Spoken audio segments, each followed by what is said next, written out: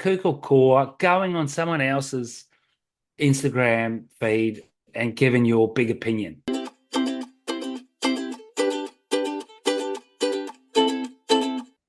Welcome to the Insiders, Matt. 8-day swell event down here. I'm spent. Hey, what do you do when you get home on a weekend? I'm not talking about a work day, on a weekend, and you've had a 2 to 3 hour good surf in, let's say, the opposite of tropical conditions, and your 543, your booties, everything. You just spent, you get everything off. It's physically tiring, isn't it? You get home, you want to eat. Then what do you do? Do you just fucking smash it on the lounge, or are you off for a run? Oh, no.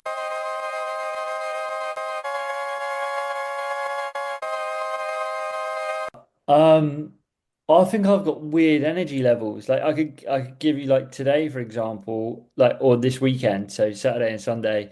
Yesterday, woke up 7 a.m., walked the dog for an hour, dropped the dog off, get changed into my wetty and stuff, go and surf for an hour and a half, literally rushed back, got changed into civilian clothing, drove half an hour to the local, like to a town, walked around the town for 2 hours with the missus and the dog, then walked back, and then started The cleaning up the old, house. the And old then walking around the today, town with the missus. yeah, and then today woke up 7:30, done a big dog walk, like it's really sunny here today, and then went and surfed for 2 hours. And now I do wonder, like I feel like I'm like burning the candles at both ends, but without it being partying, it was just like constantly moving. Um, but it is, yeah, funny that you say that. Is like I can really feel all of the extra rubber and the extra like neoprene that you're having to wear at the moment. Just like it's really like draining.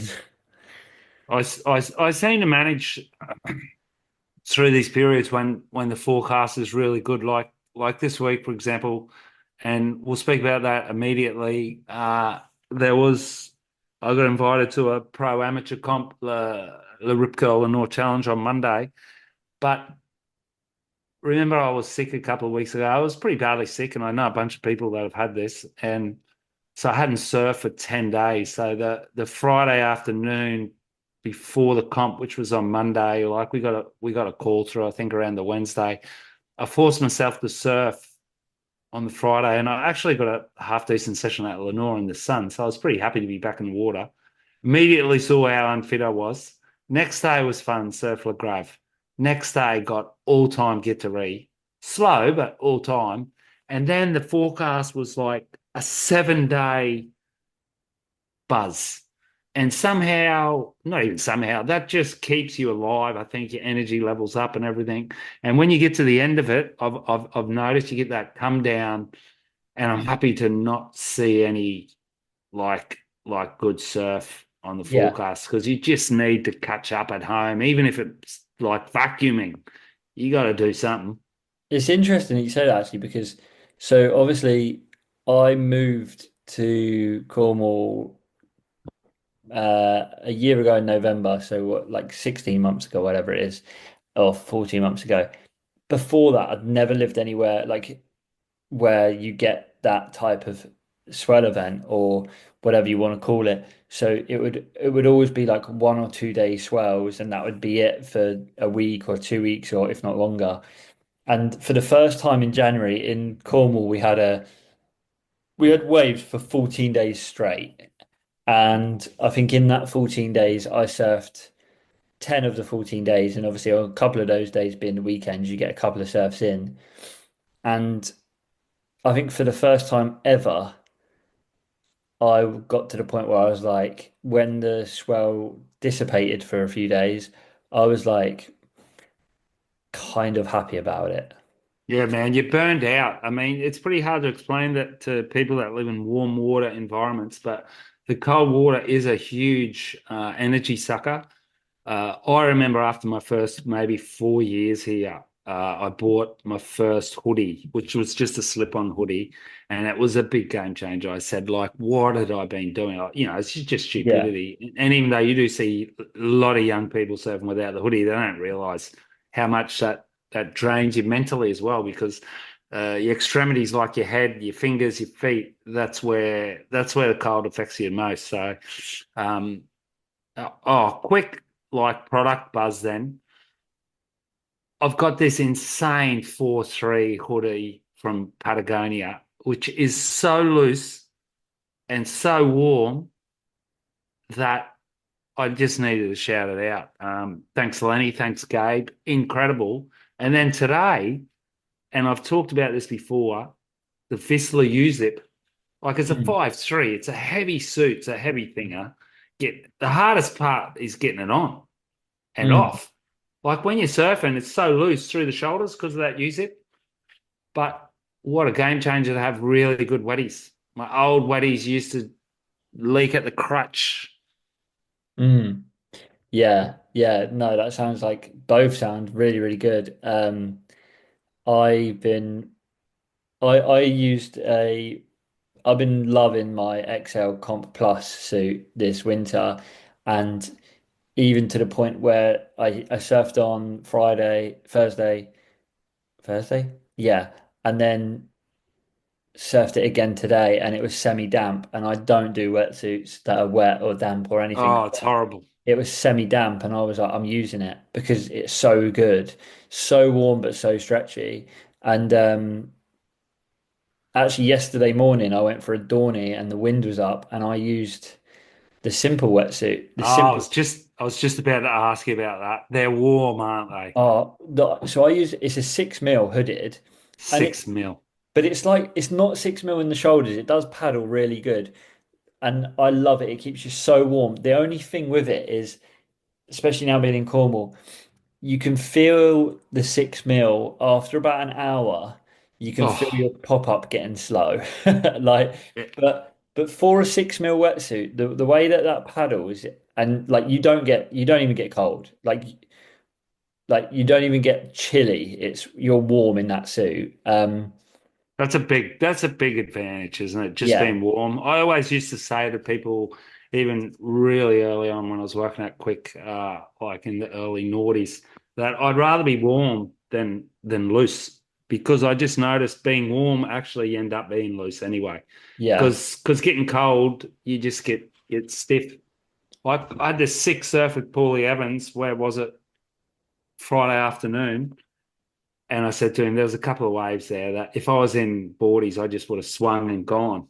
yeah. But swinging and gone with all that gear on and booties, it's just hard That's work. how that's how I'm seeing it at the moment. Because I don't know if I've mentioned it, but I'm going to Indonesia soon, and I've been thinking to myself all this year, like I'm almost doing like resistance training for it because I'm paddling with wetsuits on and I'm popping up with wetsuits on and I'm trying to surf with wetsuits on.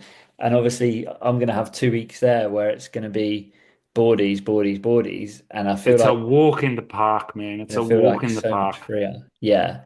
Hey, we talked about swell events though. And in the middle of your swell event, you mentioned the Ripco Lenore Challenge. The king of Lenore, proclaimed by me, not him, D Broadbridge, Mr. Dazar, took it on. Firstly, I wanted to ask you a little bit about it because we were messaging just beforehand, and it seemed like the messages, and I think this was because of your illness and you hadn't surfed much, but you seemed a little bit like um, a tiny bit of doubt or like self-doubt or a bit of nerves were there. Like how was that like for you? Yeah, there was a lot. Honestly, Matt, there was a lot of self-doubt because I'd had a bad flu, I told you. And at the end of Yeah, that yeah, flu, I went for a surf one day and I just felt like there was nothing in the tank. And so then I was out for another week. I had my niece here from Australia, and then I got a second whack of this cold where I started coughing again. You get up in the morning coughing, and I've been last few winters I haven't caught anything, so I was a little bit worried because then the swell call came through and the comp come through, and it was 2.9 at 15 seconds, and that's pretty big. It was it was pretty big, but I was lucky. I got in there on the Friday afternoon, and then the Sunday afternoon, I had this other dreamy surf, and by then I was onto it. And honestly, like the Monday morning when I got there, and I was hoping is with really good waves, you can. It's better not to overthink it because if you just start looking at the waves, you'll get so excited, and that just brings it on. So it was kind of bit big and unruly early, and then kind of cleaned up, but it wasn't the greatest day. I mean, it was the first day of a 3 day, 3 meter, 15-second swell. So Killian Gearin won. He was ripping.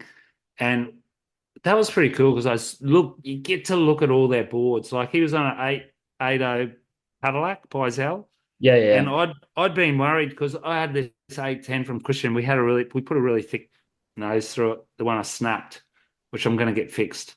But it wasn't thicker than this 8.0. He was sitting on 50 liters for an 8.0. Right, yeah, So, yeah. he won it. I went in there with the strategy of I'm 30, 30, 32, 33 years older than a lot of these guys because it's half amateur, half pro. Yeah, And a lot of the guys from the local surf clubs get invited if they surf Lenore. And the organizer's son's a real Paul Duvigneau is he's a young Lenore charger and he knows me because I've been surfing with him out there for 15 years. So I think that helps. And I just thought I'm just going to surf my 9.6 because I wasn't as pale fit as I wanted to be. And my strategy was I just wanted to get a bomb. And I kind of got the bomb in our heat. So the other guys obviously outsurfed me because they're on smaller boards. They sit inside a little bit and do maneuvers, and I can't turn my 9.6. So, who but was I in your didn't heat? care. Oh, Keeper Husa, who's like Yeah, my yeah. best. Pieroli, Louis Pupinel, Oh, Paul yeah. Boniface. Was a stacked heap. Pauline Ado, Leanne Curran, Oh, sick. uh, Arnaud Binard, who's a pretty good French surfer. He's an actor. Um, Is that Paul Boniface? Did he come second in the whole thing?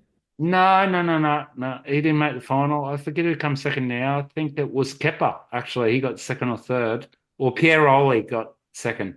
Oh, yeah, maybe that's it. Yeah, yeah, yeah. But it was fun. It was fun, but it wasn't as fun as the last few. Like the 2 days after it, man, I got Kitari. I'll send you a couple of pictures. You can Let's see use them. them for this post. Mental, man. Like mental. I had a surf where I got 3 waves. This is really interesting listeners, obviously to myself, but hopefully for you guys too. Big long period swells. You just got to sit and be patient. I mean, that's why it's boring to watch comps that are like that because there's not a lot of action. But if you can be patient and wait, I only got 3 waves in this session, and 2 of them were world class. They're waves that I'll probably never forget. That's amazing. That's a sick feeling. And with the Lenore Challenge, like the do you get much hassle or is it like pretty like cruisy in the lineup because it is a pro-am type thing? I think you can get a bit of hassle. There was no hassle in my heats, and I know all those guys really well. I remember last year there was a bit of hassle. The kid who won it was a bus kid, and he got dropped off on the jet ski just the other side of Vincent Duvignac, I think, and then he got the wave of the day, which he probably didn't have priority for. Huh? Shout Um, out for Vincent Duvignac I as was about to well, say who that. was nearly paralyzed the week before surfing a Yeah, 3 foot slab. So it just shows how powerful he is down here. And he was kind of missed in the lineup. He's probably the best surfer ever out there for me because he surfs it a lot as like a semi pro. Well, he's a pro. Who actually is 2 dimensional. He'll ride shortboards out there and longboards. yeah, yeah, yeah. He probably is the king of Lenore potentially. Oh yeah. Another like there's him. There's also Patrick Bevan, who's another really good surfer out there, and he kind of surfs out there on 6.10s and 7.0s. And Yeah, I remember being at Sunset a few years ago, and Sunset's got the outside peak and then the inside peak. It's pretty similar here, and you'd see the guys on the inside peak It's just crazy what they can do on shorter Yeah. boards, like the John videos. Yeah, the Like, genre videos are fucked up. yeah, Um, there's because there's different levels of ability, obviously. yeah, yeah, definitely. So moving from the the biggest surf comp of the year, for the Lenore Challenge, um, pipe. Oh, hey, that's why I like W. Oh, you've just dropped a flat tire. I love the comp because you only need one day, and they got it. I am like I completely agree, and I just think to myself like, you know, when you, especially not the finals day, but the day before, when you give those surfers that opportunity in those waves, you shouldn't be, but you're shocked by the level that it comes out, and you shouldn't be shocked because the surfers are that good. And you just like I just feel for the WSL every time they get skunked because if they don't get skunked and they put on contests like that day and the finals day, every time, and they're putting it out for free, then as surfers, we are so lucky to have that. Um, there wasn't like, I think that day, the best day of the period, which was like the round of 32, the round of 16, um, there was like two bad heats.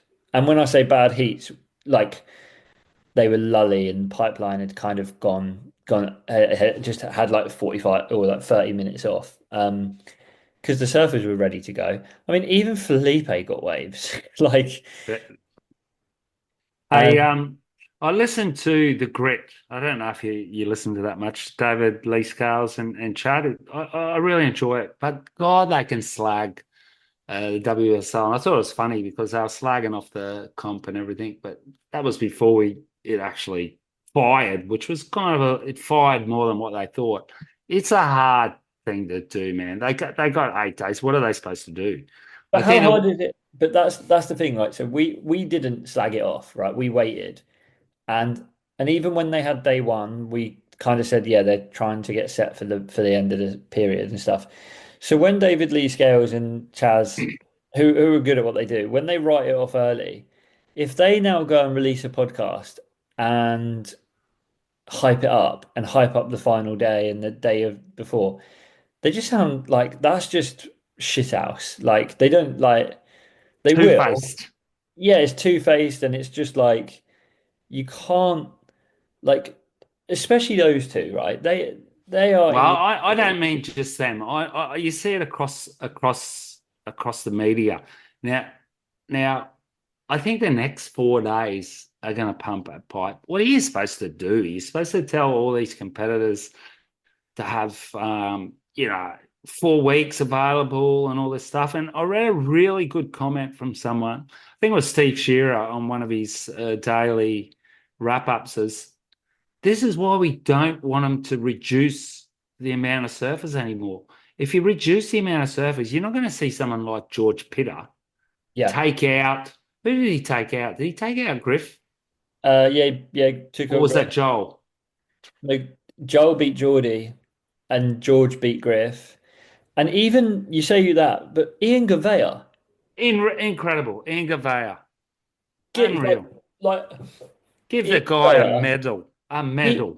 I think the start in the first 5 minutes of every one of his heats, he got beat up.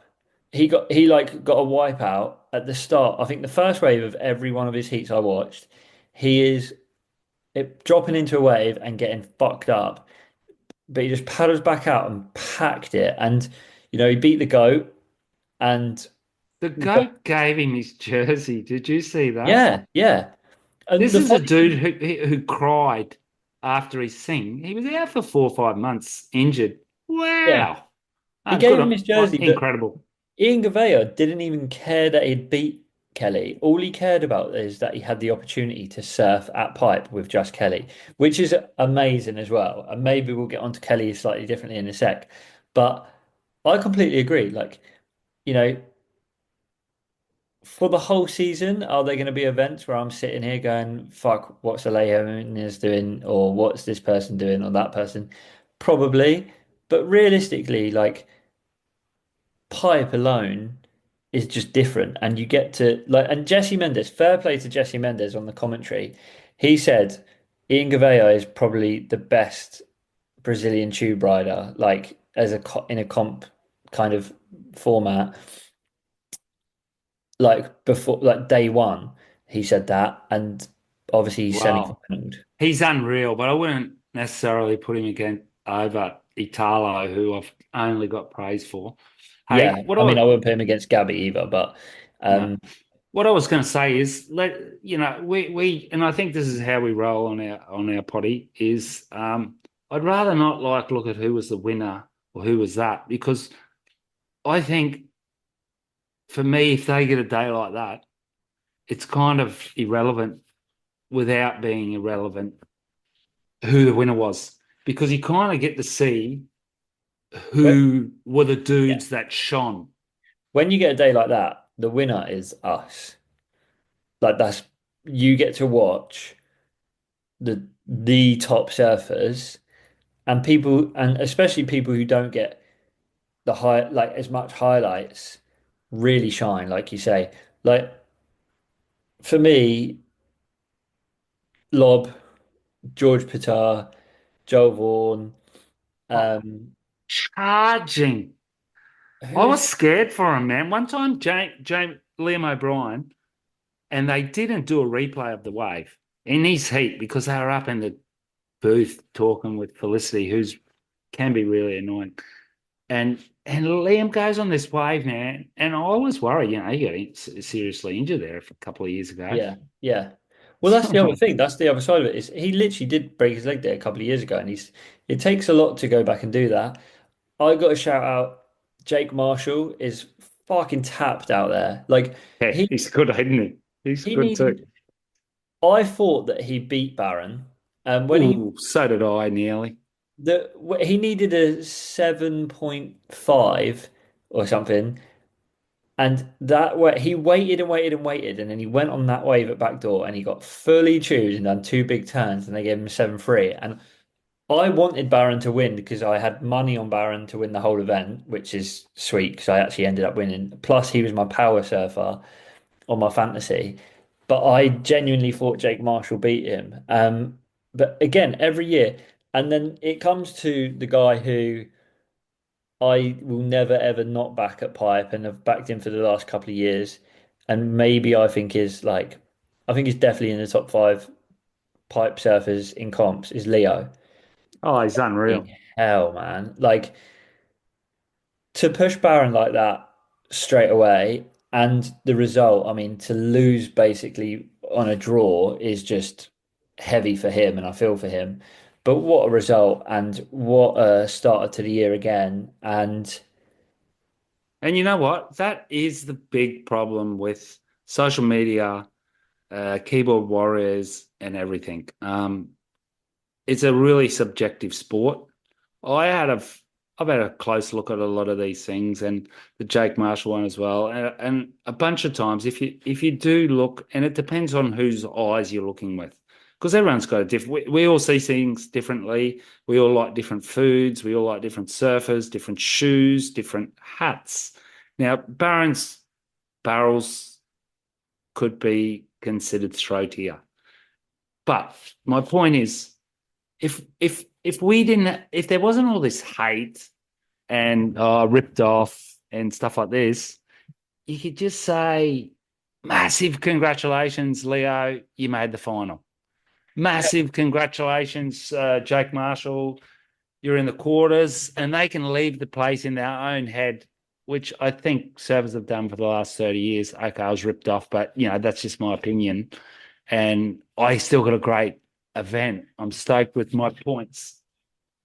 if you offered Leo second at pipe before the event, he would have snapped your hand off of it. And the fact is that in 3 years he's got second twice, is unbelievably consistent as well. You know, he came runner up to Jack Robinson in that tiny year.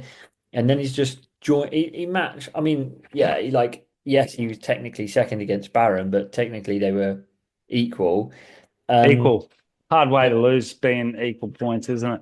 yeah, I mean, why do you not just wish? I just wished that They they gave him went a out. 9.09. I just He was wish going to lose. they went right after 30 minutes, the scores are equal.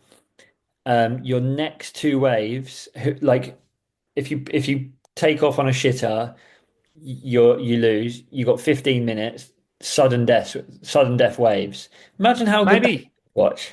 maybe they will. Maybe they will like what they do in football. Yeah, just like The you golden can't boot. yeah, you can't go out there and catch loads of waves. You've got 15 minutes, pick one. They'll score it completely individually, and then is the next person's wave better or not, basically. That'd be super fun to watch. Um, You said the name Jack before. Thoughts on Jack? I think Jack Robinson,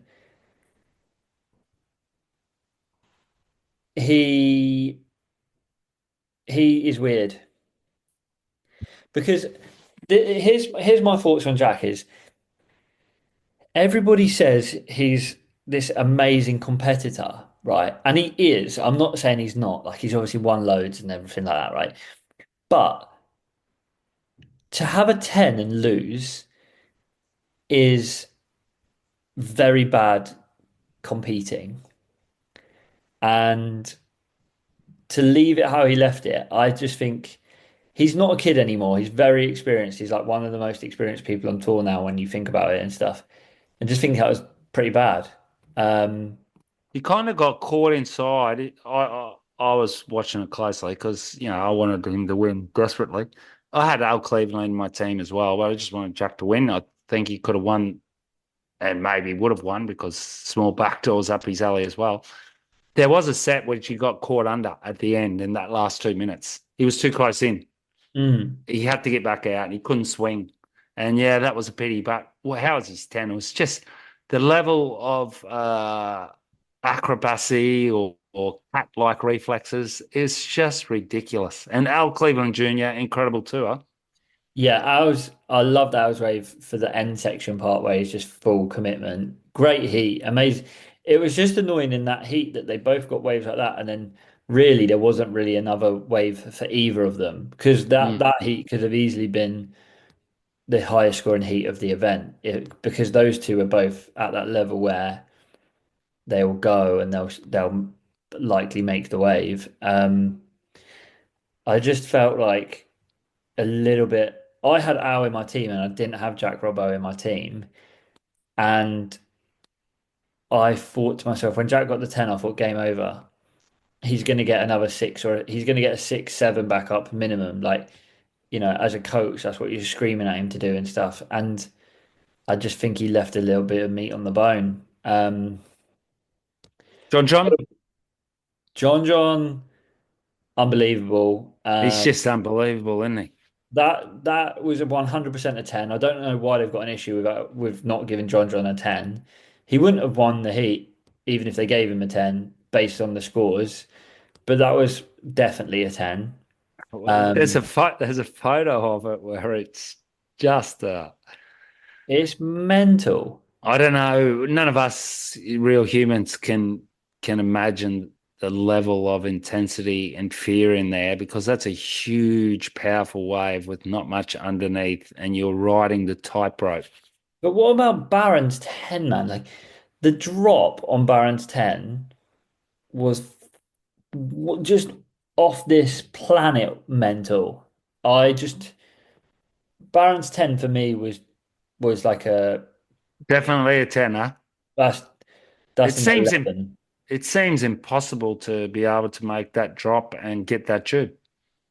Yeah, like the angle of his board was like literally vertical for like part of that time of taking that drop. It was astonishing, and that's why he's proven now like back to back winner at Pipe, beat John 2 years in a row. Like he's not the best surfer that's Pipe's ever seen yet and stuff, but he is up there with that. But there was with a stat. John, Jamie, Kelly. Hey, Yeah, put in your back, get the back burner of your brain working and think of a couple of other men you want to speak about.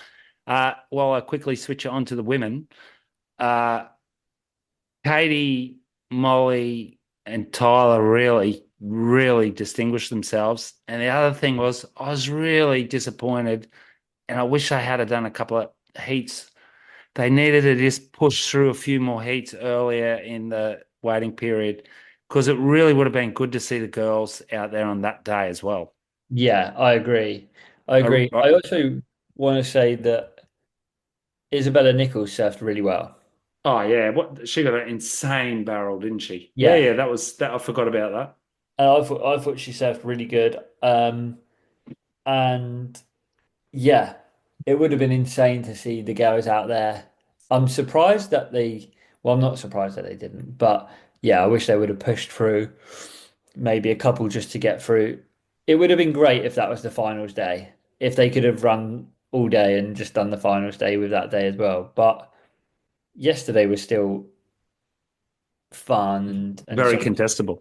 And good. Tyler won, but I don't think she came close to the performances of Molly and Katie in the tube. They've really, really progressed, haven't they?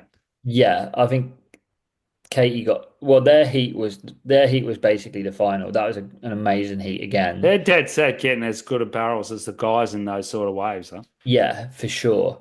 And I think it was Nathan Florence done a really good breakdown of it, saying like, and he wasn't being sexist or anything. He said like a few years ago there would be girls out of pipe, but they didn't look natural. He said they was charging and they would still get barrels, but there was nothing. They didn't look natural. He said like now, Katie and Molly especially, and he mentioned a couple of others and Moana as well and stuff. They pump in the tube. They look natural at it, and I think Katie especially.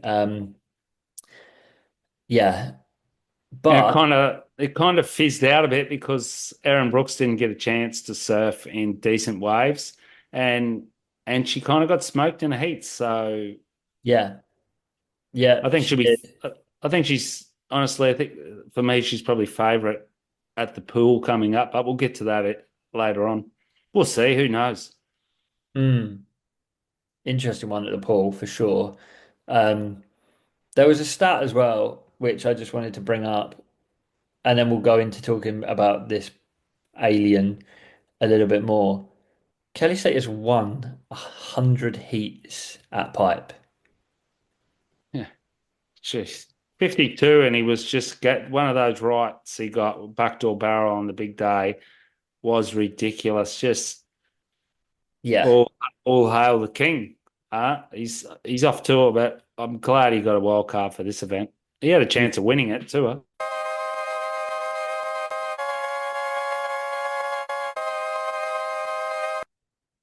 Welcome back, listeners. I just want to apologise to Matthew because on our first Zoom recording, Matt forgot to press the record button. And as the 10-minute warning sign came up, I just got a little bit overstressed. Huh? I felt like I was in one of those high-powered US Senate meetings and I needed to quickly get everything done in 10 minutes when all we had to do was wait for another episode.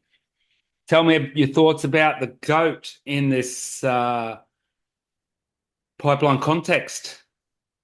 I just find it amazing. Like Kelly is so we take him for granted a little bit in waves like that. Like the fact that he is basically 53 and he still does that when the waves are like they are, um, is just like yeah, it's alien-esque. It, Yeah, he's riding an older board, which is good to see. People, it just goes to show listeners uh, small ability, large ability, new to surfing, late to surfing, whoever's listening to us. Kelly had obviously what would be deemed a magic board in the garage and he pulled it out because in Perfect waves. The last thing you want to do is doubt your equipment. Definitely. Yeah. Um, but yeah, he's phenomenal. And as well as Ian Gouveia did surf against him yesterday, he kind of and I guess I think maybe like the luck was on Ian's side a little bit. Like Kelly had that one wave which was a 10 and he was so close to coming out of it. If he came out, it's 10, game over. Was And that yesterday? I didn't see that wave. yeah, it was against Ian Gouveia. He needed like a 7 and he went on this backdoor one and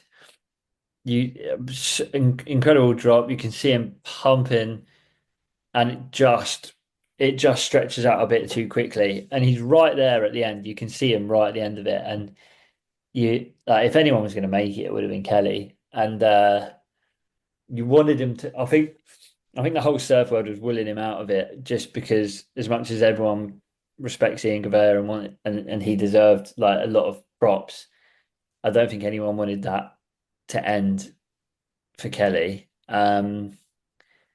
I wonder if he won it, whether he would have said some different things to what he did say.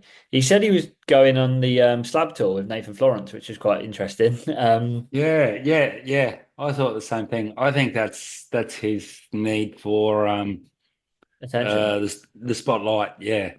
I think the Um, exact same. Now there's another thing on subjective opinions where yeah, a bunch of people said he got incredibly juiced on a wave where he got an 8 earlier in the thing against Rio, but in contrast, I can't think of the adjective. In either way, this week there was a little video that came out of Lenore Challenge, and I called it dead set 8 footer, and it was out the back and everything. When you look at it on the video, it's just very underwhelming, in my opinion, because I surf the wave. And I'm looking at it and think, geez, that looks smaller. And my mate Scratch said to me today, he remembers the Quickie Pro where Owen Wright snapped 3 boards in a heat, and it was 10 foot plus. TPs coming in at Hossagore, massive TP, and he said he got back home the same day and watched the highlights, and it just doesn't do it justice. So these guys, it looks heavy already on the screen. So in real life, it's just ridiculous. So like Kelly's wave was about the biggest wave of that heat. And if you're a judge and you see, oh, okay, this guy's just caught the biggest wave of the heat, critical and everything, yeah, that's why they're getting the score. And I think that's probably why someone like Darren was getting the scores too, because if a wave's really throaty, it's just more Yeah, dangerous. It just takes more courage. And Jeremy Flores was in the booth and rightly said that that's what we want to see. We want to see courage. We want to see hellman. It's just exciting. Otherwise, we'd watch lawn bowls, wouldn't we? you just reminded me of two things I wanted to mention. First thing, I completely agree. The first thing I wanted to mention is they showed some highlights of Jeremy back in the day, riding Bradley's, winning the Pipe Masters and stuff, and it was pumping. And you just got to saw him and just like it was pretty sick to see how good he was again. And like young Jeremy, just he beat Kieran Perot in the final, beat Kelly in the semis, and it was sick to watch. It was really cool to watch. The second thing I wanted to say was what you just said there about the wave that you got at Lenore and the feeling and the vision, and then watching it back and being underwhelmed. Um, have you happened to see the wave Lucas gets on the same day, Lukas Skinner? No, where in Hawaii, Off the wall as as like the comp was on um the big day. the big day. I'll send it to you. He gets a, I mean it's a in the comp it's a 10. um the the wave is phenomenal and the video is really cool because it's from the Ripco house and they're talking to like this guy who's a legend, and he's saying like, you know, I watch people get their psycho ones out here, and he goes, this one might be a psycho one, and like the camera literally pans round, and Lucas is scratching into this wave like he wants it real bad, and he gets up and goes and gets an absolute screamer, and his reaction afterwards as well is phenomenal. And it's just really, really cool. Firstly, to see Lucas doing that because it is a mad wave. Um, and secondly, just thinking about how that must have felt for him. If you watch it and like when I watched it, I thought to myself, oh boy, I can't imagine what he felt when he was going down that thing. I'm watching it on Instagram at the moment, and yeah, look at that. That's a career change. That's a career changer. I saw he carried Tyler Yeah, right up yeah, him because and Dane he's Henry. Yeah. he's in the Rip Curl team. Now the Paniche comp's a Rip Curl comp. Is Lucas gonna get a wild card into the Paniche comp? You'd hope, wouldn't you? You think I that's on hope the so. cards? I don't think so. I would hope so, Is but he 18? he's 18, yeah. Owen Wright got a few. Well, But Jacob Wilcox got a bunch. there you go. There's one name you just said straight away. It's like when if you're in charge of the wild card, Aussie. Dane Henry would get it like potentially. I mean, he's world junior champ. Yeah, Um, but I'd be giving it to Lucas because it's Europe. yeah, true. I mean, I would give it to Lucas just because I want to see Lucas in it. I'm just trying to put my Rip Yeah, but Curl I'm talking on. Rip Curl. It's Europe. He should be getting it. So I'm going to send a message to the Rip Curl team manager, who I know well, Jan. from the Insiders, Jan, and I'm also going to send it to the CEO, and let's see if we can push Lucas in there. And they don't care one bit what we're saying to them, but let's have a crack at it. I mean, give it a crack. I mean, by the way of that, I want him to have a wild card into pipe next year because that was some hell wave. And Wildcard pipe's a little bit harder, man. it's You just got a a little few bit. people vying for that. Jamie O'Brien might come for me. On Um, a completely different note, but the same comp, I was really impressed by, and she was as well, Moana uh, Wong's backhand surfing on the smaller fun day. yeah. Me too. I, Cracking it. I don't think I've ever seen her go that way. I think I read her say that she never goes left. Yeah, I mean, I wouldn't. Um, yeah, I thought the whole comp was No, sick. never goes right, excuse me. Yeah, sorry, yeah. Um, I think the whole thing was amazing. I thought the comp was good.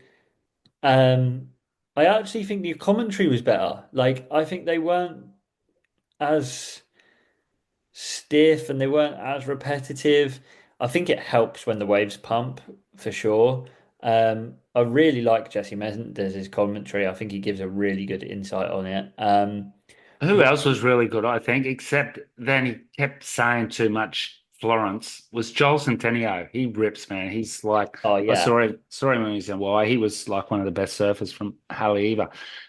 Hey, did you cop a bit of the Red Bull parallel commentary? I went on and listened to it, but I wasn't impressed. It was Damien Yeah, Farrenfoot, I did. Coco Ho. It was all right, but it seemed too conversational. I felt like it seemed too inside jokey. Okay. Damien, like at one point they were doing an interview and Damien Farrenforth was like, "Oh, Strider, how loose did you get at your 50th your 50th birthday party?" And even Strider's face was just a little bit like, where's that just come from? Like it kind of felt like a little bit weird. Like to Did they have direct access to the to Strider and stuff like that? Well, no, Huey Vaughan was on the beach interviewing Katie Simmers and Strider was there, and then like obviously through an earpiece to Huey then went, "Oh, how loose did you get on your 50th birthday?" Yeah, what do we need to care about that for? Strider looked at Huey and went, Was you there?" And Huey was like, "No, the question's from Dimmer." and it was just a bit like I get that they're trying to be different, and like there was a couple of things that I caught that were really funny. Like they asked Coco Ho, is she a better shaper than Matt Byerless is a surfer? Oh, I thought that was a hilarious question. Um, What did she say? she said Matt rips and he surfs Waco a lot. That's what she said. Like that's all she said. But it was quite funny. But yeah, I actually watching it switch back over. So did I. Same thing. Because if I'm watching a commentary, and as much as sometimes they annoy me, and certain people do, if I'm watching a commentary, I want it to be on what Yeah, you want it to is be going on in yeah, the event. I don't want it to be yeah. too conversational. In a heat, I want to know how many minutes are to go, who's got priority, who's got the best wave, who's coming up next, all those sort of things that if you're concentrating on something else, at least you're getting some sort of factual information direct into your brain. That's why Joe Topel is so good. He's so good at keeping it on track. He is, but he's just so annoying. He is, But but he says stuff that I just want to throw a brick at him. But then actually, when you process it, it's actually very accurate, which is annoying because, yeah, you can tell yeah, he's really smart. And I forget what it was. He said, I just love the connection with her board on that one. And it was just so corny. He was talking about Tyler Wright on a little backdoor runner. They pull up the replay, and actually what he said made sense to the visual. yeah. So No, good he's on good. you. I thought Ross Williams was good. I thought the whole event was good. And I'm really excited for this year, despite the fact that John and Gabby aren't in it. There's some great surfers. well, if anything, I'm more excited because they're not. Same with me. Because Yeah, like you're right. I'm a little bit like I like John's my favorite surfer on tour. When he competes, I want him to win. But this year, I'm kind of looking at it now, and I'm like picking the top five, very difficult. Picking the world champ, very difficult. You go comp to comp, and you're going to have like I could easily see Ian Gavea losing, like getting the complete dead last in the pool. Like you could see it, but and like there's also a different feel to a lot of people. Like I thought Felipe's interview was really cool, where he was like, "I'm just here to have as much fun as possible." Italo is amazing. Like you can't not like that guy. Um, He is incredible. The speed he carries on a wave is so visually entertaining. It's ridiculous. and I got to shout out Italo as well. Glass on fins just looks sick, and the fact that he done a shove it and then went switch was so fun. Like, and then you just put all of that together, and then you've got mix into it like you've got Griffin, Jack, and Ethan, who are so desperate to win their whale title, like or get there and be the first one. It's quite a funny mix because you're gonna have like I hope Felipe comes in with a very, very casual, loose attitude because then I think he's very dangerous. Hey, Um, Jack, did you see Jack contemplating on the beach in the gutter after his heat? yeah, He must, you'd have to think that when Gabby and John kind of pulled out, even though I think Jack's got enough self-belief that he can win with them there as well. But you got to think someone like him and Griff that are the top five dudes, top 2 years in a row. They're really thinking like, well, here it goes. Here's my real chance, and he's 100%. pet event, and he hasn't got a result. And Jack really has to get the because I don't think he's. I can't see him being honestly. I can't see him being top five in the pool. I can't see him being top five at a couple of events. I think he's got a really good chance at Rip Curl in Peniche because Peniche is a really hard sort of wave to surf, and Jack just seems to be so Do you, incredible in do you think difficult he's conditions. got? Do you think he's got this? I don't know what the right terminology is. Maybe monkey on his back, or this weight on him at pipe and chopes, because he hasn't had a good result at either. Um, in when it's pumping, I know that he's. I know that he won pipe, like I'm not an idiot. But he won pipe when it was 2 foot, and it wasn't even barreling, it was turns. But in the comps where it's pumping pits, and everyone knows he's an absolute shaman. Like I'm not saying he's not, but he seems to always just be like if it's a I think people even lift against him. I think people lift their game against him. yeah, yeah, that's potentially true.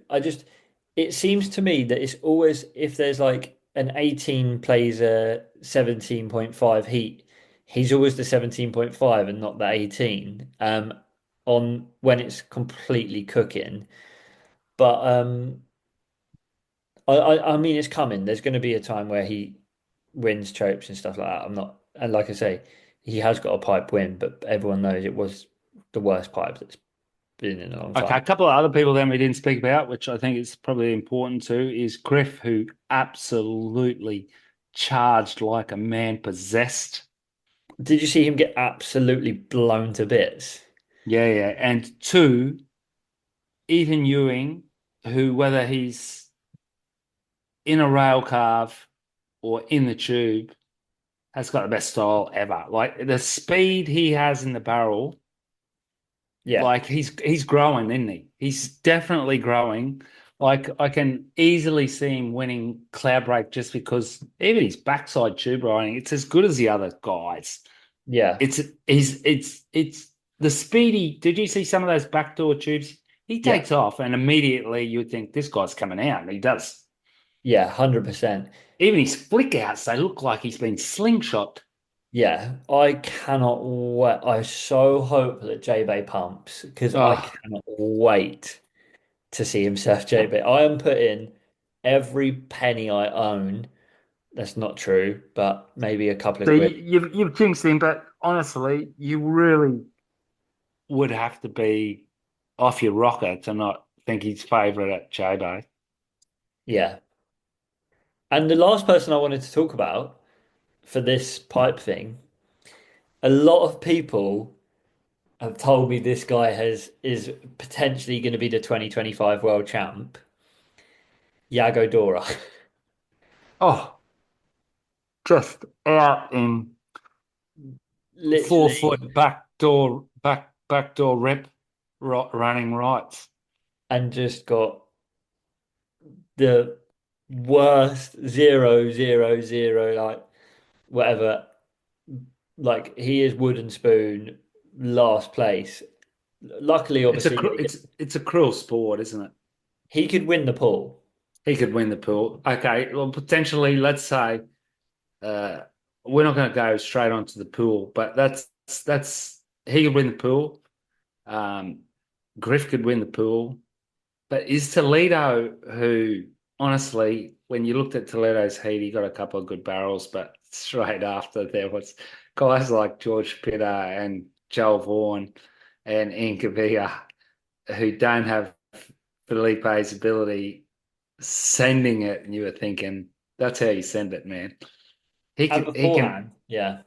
hmm, we'll see, we'll see. He can still obviously I think in his interviews and stuff, he just doesn't sound as intense. I think it's kind of hard to be, I guess. If he's not intense though, that's when I think he's going to be absolutely at a pool and he's loose. He could be he could run away with it. He can Uh, win every event from now until Chopu, which he won't win.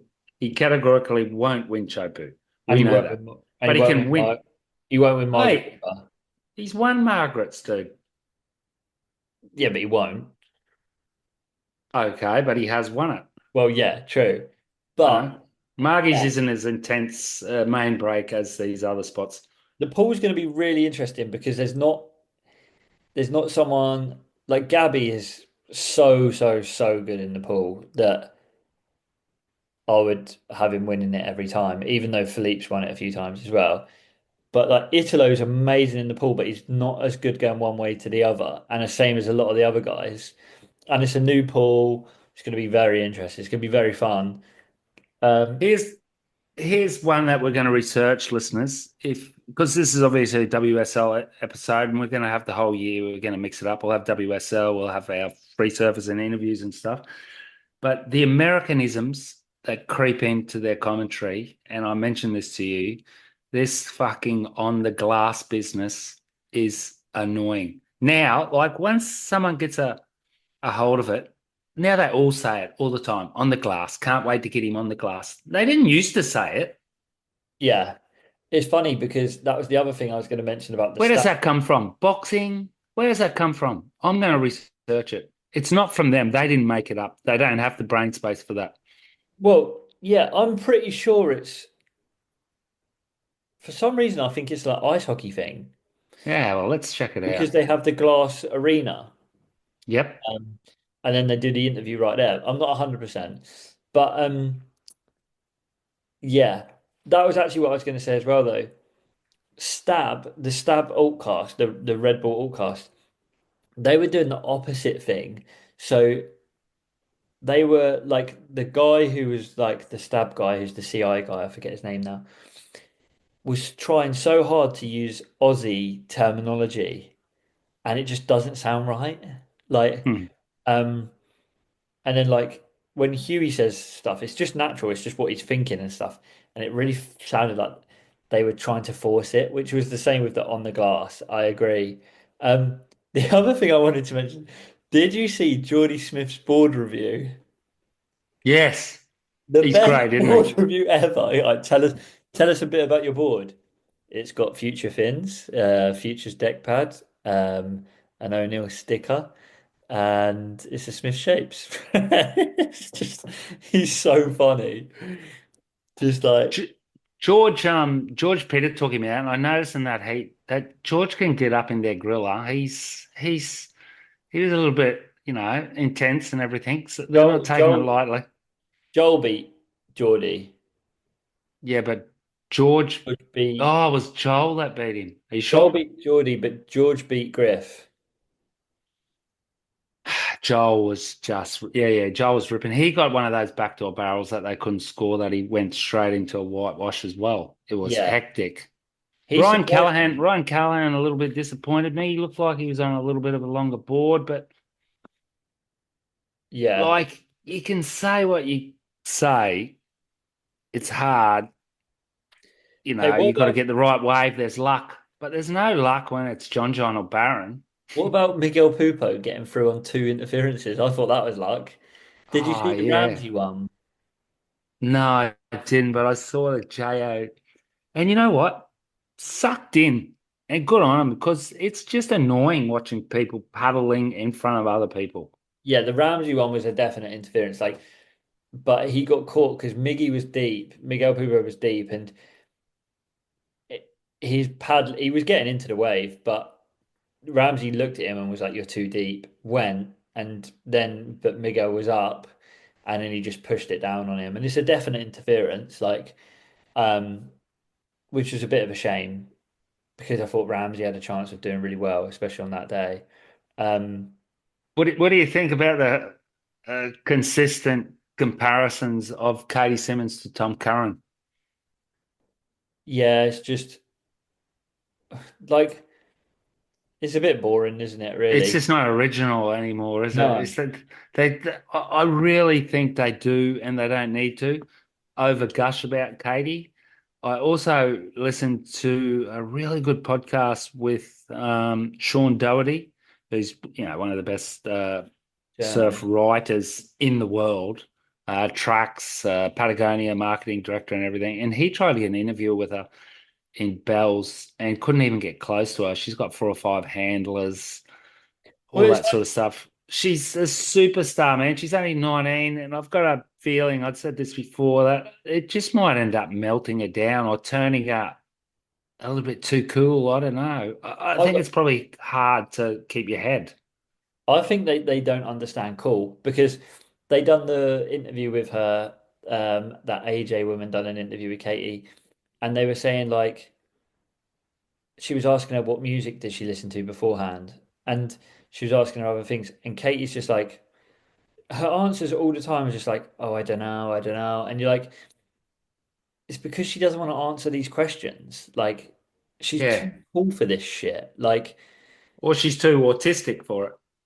well, or both, but like, she wouldn't be doing that interview if she didn't have to. Like, she's obviously there because she's obliged to be there. Like, and she's just very, I think she's just over that side of it. And I I think, hope they don't burn her out, and I hope I they was going to say, stop I think they need to be a bit gushing. careful. Yeah, I Mm. think they need to be a bit careful about like just don't push her too much. Let her if they let her be her, they've got money on their hands. If they try and not, then you're in the same situation as Steph. Steph's not come back because she's realized she can do what she wants, not what she's told to do because she's Would in you Jersey.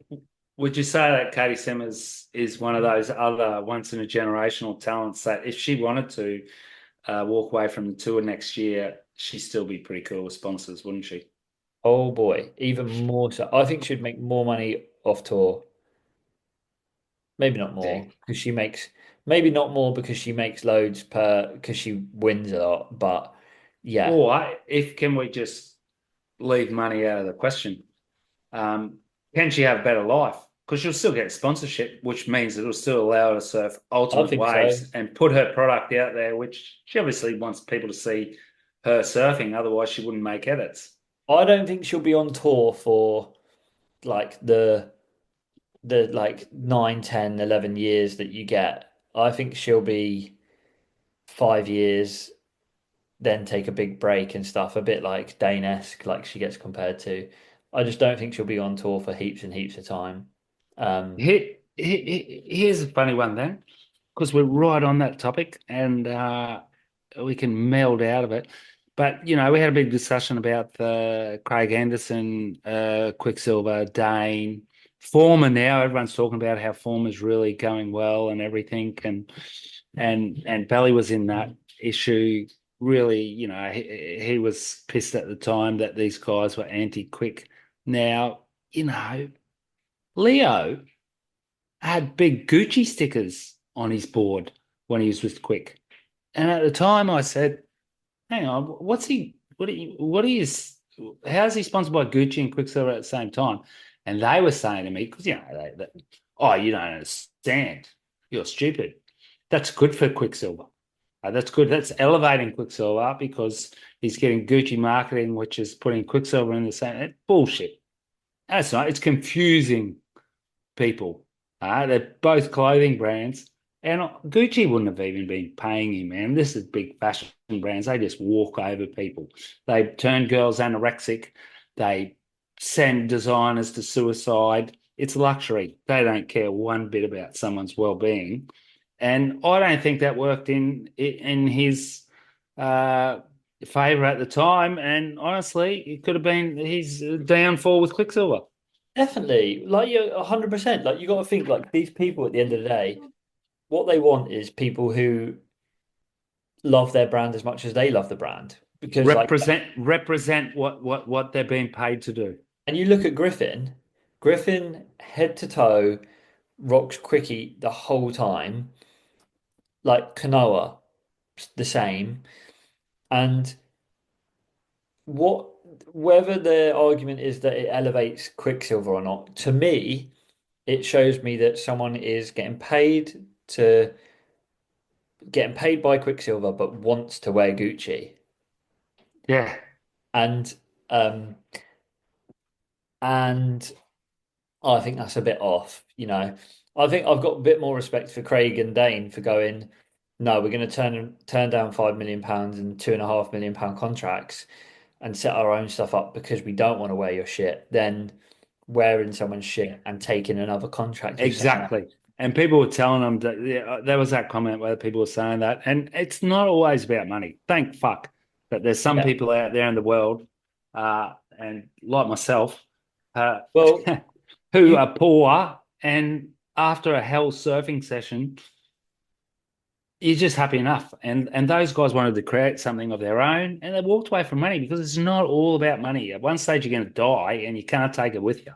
While we're on that topic, actually, um, after watching the episode, I listened to a Stab podcast with Sam McIntosh on it, and he talks about that, and he says this stuff about he says Dane Reynolds is an artist, like he's obsessive with it, like he's not actually thinking, is this commercial, is this going to make money or not? It's a like, and he It's just backs what he wants to do with his life. Full he backs stop. it up. Like Dane's obviously got money. Like he got paid by a lot of brands, a lot of money. It's not that he didn't, but it's like for Dane, this isn't a money making thing. This is a creative format for him and stuff. It's a really good. It's a really good listen. I think Sam McIntosh is a. I like listening to shit that he's on. He tries for me. He uses a lot of trendy words, but you know I'm older than he is, and I know that he probably lives in a trendier world than me. So they like using words like drivers and intrinsic. Huh. Anyway, I'll spit that out. He speaks of Hayden Cox really well in that episode as well. But Hayden Cox was an incredible designer, but also son of a rich person in Manly. And let me iterate this or put it in bold. It's a lot easier for people to be artists in this world when they're rich, Dane included, because when you've got correct. a bank load full of money, you can take risks. You can be an artist, and thank God for artists. But there hasn't, and there are some poor artists out there in the world, but you don't see their work as much. But also, and I do agree, but I also do think that the surfboard he shaped that has made him over £2 million, or 200 million, sorry, 200 million. Now, it hasn't made him that. That was Not just what made him, but that's it's what the made gross sales were, gross mate. sales, yeah, but far out. It's made Don't him mix apples with oranges. a It made chunk him a of lot of money. money. Yeah, yeah. Um, you can't fluke that either. Like you can't fluke a bit of art just because you've got a good bank account. Because they Um, were working on a 1.8 margin on the Hypto crypto. So you've got to always divide that then by 1.8. Huh?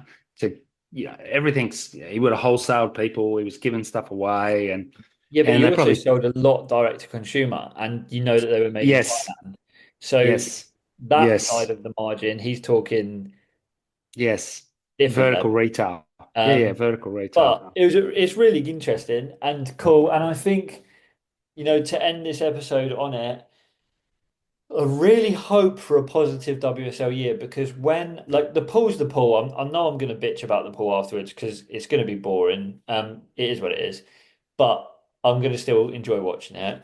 But after that, I just really hope it cranks at every event because when you get to see these surfers in in conditions that are like pretty unfathomable for anyone else to surf that well, and you see them perform from top to bottom as well, like Al Cleland, new on tour. I only got on tour like 2 weeks ago because John's pulling out 9.83.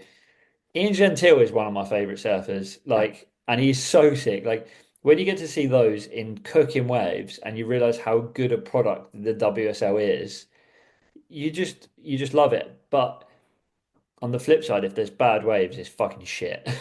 Yeah, yeah, yeah. Well, what was a better pipe contest, the Vans or yesterday, the last couple of days? Personally, I think the WSL was a better contest. And also better the better The better and production. Uh, also better than the backdoor shootout because you actually get to see a winner. Otherwise, yeah. I'd just rather watch free surfing. Matt, kook or core? I've got it.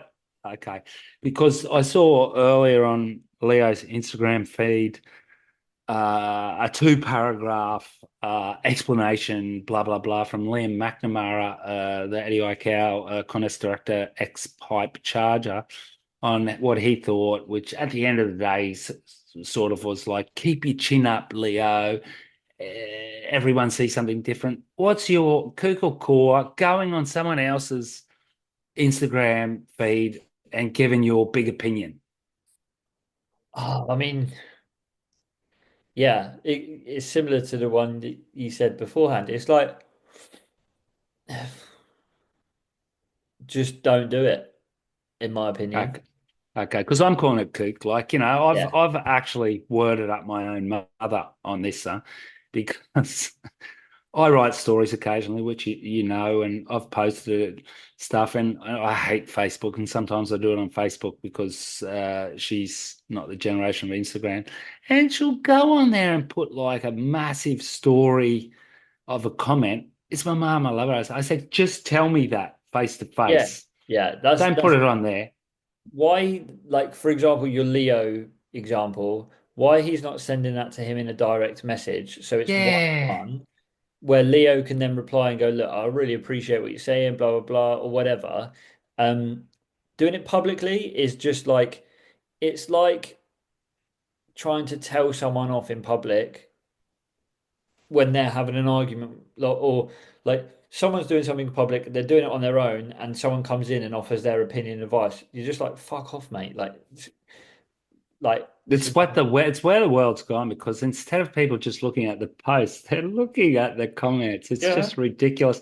It's for me, it's akin to the new school technique of doing a massive happy birthday to your 4-year-old on Instagram with all these pictures. Like, hey, your 4-year-old doesn't even have Instagram. yeah. Just say it to him. Do you know who you know who cops the comment some comments that I do read and I think, Jesus Christ. Kale Brock, some of the comments people leave on his thing about his surfing and about some of the stuff he says. I'm like, first of all, meet him in real life, find out what type of person What he are is. people writing him off? Kind of, yeah. And they're like critiquing his surfing. Kale's a very good surfer. Like he at most places in the world with other than pros, he's a good level surfer. And you just and people write it, and then you go on their profile, and then there's a video of them like, and they can barely stand to their feet and stuff, and you're just like fucking morons. Also, Yeah, well, keyboard warriors. update on Kook or Core. So I asked about the Jack Freestone board and keeping the stickers on or not. I did go for a surf with it with the stickers on because I was in a rush and I really wanted to surf it and I really, really liked the board, but they're coming off. They're coming off. Good work, Matt. Good work, Matt. Keep it naked, huh? Oh, And it's going and to you'll be get a feel with naked. it. Just to highlight the album stickers. That's all I need on there. So Uh, the logos. Listeners, get a sick surfboard. I surfed my modern hull today with these S wings, twin fins. I've never gone so fast. I'm on a post surf buzz. Long live surfing, Matt. I love surfing. My best mate said Same. it to me this week. I love surfing. He had an epic session. Don't forget, we love surfing. And appreciate it. Not everyone can do it. Yeah. Au revoir. Au revoir.